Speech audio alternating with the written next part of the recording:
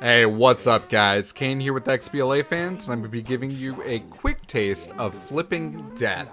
Now, Flipping Death is out now on Xbox One for $19.99, and it's brought to us by Zoink Games. It's honestly a really kind of creative concept that I don't think I've seen something too similar to in a long time, at least.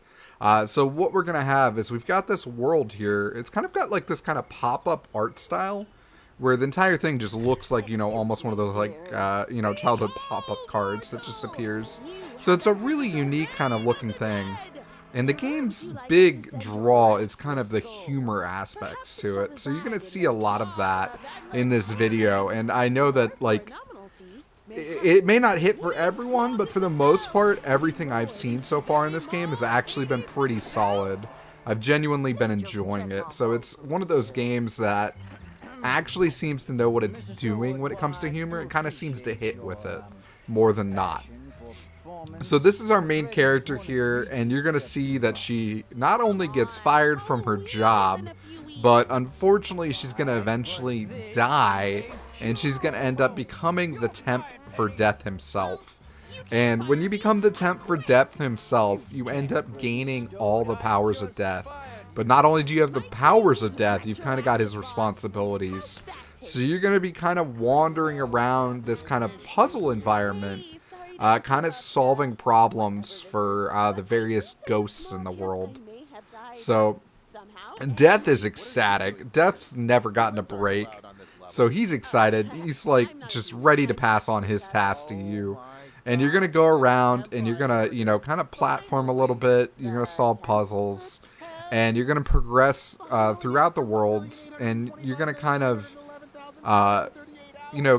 possess the different people in the world of the living, and they're going to solve puzzles that'll then affect the world of the dead and vice versa. It's kind of cool how things work out. So you're able to kind of do some cool things with this, and it's a really clever, well-done game so far from what I've played. When we do these quick tastes, typically we've played somewhere between maybe an hour to 3 hours of the game. So this is not meant to be like a full review. This is just kind of my initial impressions of the game so far. And I can tell you my initial impressions of this game so far are that I want to play more of it. And that's not something I can honestly say that often. This is one of those games that from what I've played, I'm actually very intrigued to see more. I very much want to continue on with it. And we're going to kind of jump around and show a little bit of gameplay here, but it's a very unique world so far. So when you're Death, you have his Sai, and you can throw his Sai and teleport to it. And this allows you to do some kind of unique platforming mechanics this way. And it's a super useful mechanic. It's something that's definitely needed to get around in the world, in the different levels. You're going to collect these little critters, and these critters here are what are going to allow you to then be able to kind of possess the people in the world of the living. And each of the people in the world of the living kind of have their own little kind of gimmick going on in a sense. And you'll realize what I'm talking about pretty quickly. And those little gimmicks are what's going to allow you to kind of, solve the various puzzles and whatnot. And that's just a cool mechanic that's done rather well. And from what I've seen so far of this game, it's a very unique concept. And it's hit more than it's missed so far. And I'm really curious to see how it continues to progress. And if the puzzles get a little more complex and a little deeper. Because as they are now, they're nothing too mind-blowing. But the humor of the game is going to kind of carry it a little bit.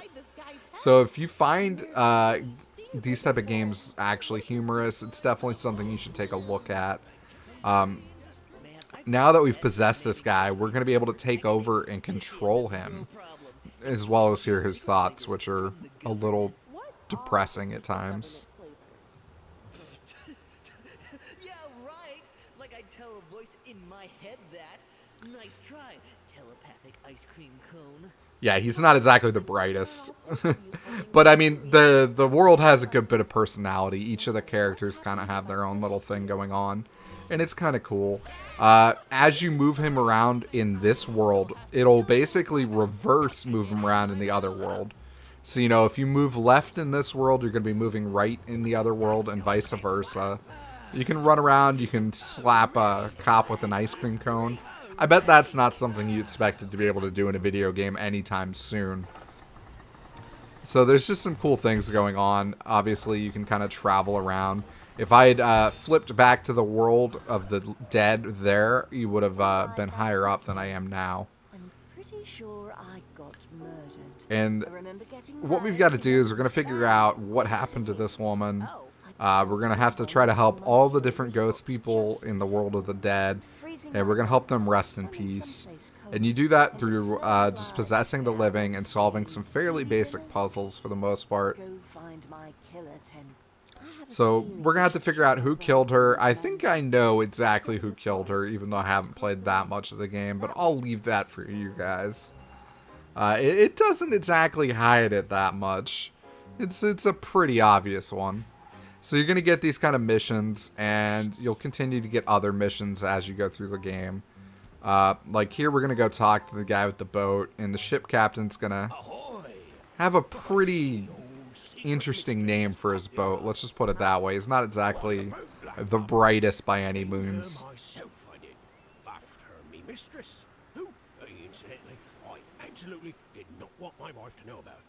You know, I would have guessed building a boat that you effectively named the SS I'm having an affair, I'd have tipped her off. And that's probably why he got murdered, and I think we can kind of just go with that one. An anchor to the head is definitely not the way I'd want to go. So now we've got to figure out how to paint his boat. Obviously, we're all dead, we're all ghosts, and the boat's on the other plane anyway, in a sense. So we're going to have to flip over there and, you know, figure out how to solve this. And that's what I found to be pretty cool about this game, is that, like, the way that you do all this stuff, it allows you to kind of read the minds of the characters on the other side, as well as, you know, control their kind of gimmicks. And then there's other things that are happening on the side of the dead, so you got to kind of, you know, plan between the two worlds and kind of make things work together harmoniously, in a sense, to kind of solve what you're trying to do. And I thought that was a pretty cool concept. I think the game's going to get a little more complex because there's also different kinds of, you know, creatures to pick up. You can see there's kind of like a different currencies there because I can't possess the cop yet. So I'm really curious to see what happens. So far, the platforming, more or less, is just kind of a thing. At its core, I would really call this more of a puzzle game so far. Doesn't exactly seem like something that the platforming, per se, is going to be the real kind of aspect there. At the same time, it is kind of nice just having something to, you know, kind of do and kind of run around and, you know, figure things out versus just, you know, a point-and-click adventure in a sense. So it kind of does add that kind of aspect to the game. But at its core, I would say, honestly, this is very much a kind of puzzle game, and that's the experience that you're really going to get out of this. And that's nothing wrong with that by any means. I've been very much enjoying it, and I'm looking forward to checking out more of it. So this is kind of cool because we've figured out kind of who we needed to knock this paint can down. So you can see the paint can on my left, and we have Sir Pokes-a-Lot or something. I don't actually know his name, but he's Poke Man, and he's gonna run around and just poke everybody. But once you realize that that's his kind of special ability, you can use him to poke this can down off the lever, and that's going to bring the paint can down. Now we're still going to have to figure out how to open the paint can, and we're still going to have to figure out how to then paint the boat. And that's what I mean by this game's kind of a basic puzzle game in a sense. So once you figure out the right person, you're going to possess them, and you're going to take them and you're going to bring them to the paint can. Then you're going to then open up the paint can, and, you know, you're just going to keep progressing through this until you can solve each of the steps that are needed for each mission. So far, nothing's been too complex to where it feels like absurdly obtuse. Honestly, all of this felt like it was actually pretty understandable, which is pretty nice to see. And you can kind of see the game's humor in a sense, and just the overall kind of story that's kind of unfolding in front of us. And that's what's kind of neat about the game. I'm genuinely looking forward to playing more of this. This is Flipping Death from Zoink Games. It's out now on Xbox One for $19.99. Hopefully you guys enjoyed this quick taste. Please do like and share and subscribe and do all that stuff. You guys have no idea how much it helps us. We really do appreciate every time you guys share our content, because that's really what we need to, you know, kind of keep things going. And it's just a massive help for us. So if you guys have any questions about the game or any other games that have come out on Xbox One, feel free to ask. We're more than happy to help you guys out in any way we can. We really do enjoy making this content, and we hope that you guys enjoy viewing it and stuff. So this is just kind of the last little step here to kind of solve this last puzzle.